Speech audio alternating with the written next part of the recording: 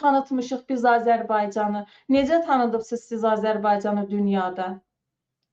Soruşanda ki, hardansan? Deyirəm Azərbaycandan. Düşünür, Azərbaycan hardadır? Deyirəm Qafqazda. Ermənistanla, Gürcüstanla, Rusiya ilə, Türkiyə ilə sərhəd ölkədir. Tanımırlar. Ermənistanı tanıyırlar. Gürcüstanı tanıyırlar. Hətta Çeçenistanı tanıyırlar. Azərbaycanı tanımırlar. Bu da İlham Əliyevin siyasəti. Vallahi bizə utancdır bu. İlham Əliyevin apardığı siyasət Azərbaycan xalqı üçün utancdır. Təbii fəlakət olur, deyir devlətdən yardım istəmə. Müharibə olur, qazilərimiz olur, deyir devlətdən yardım istəmə.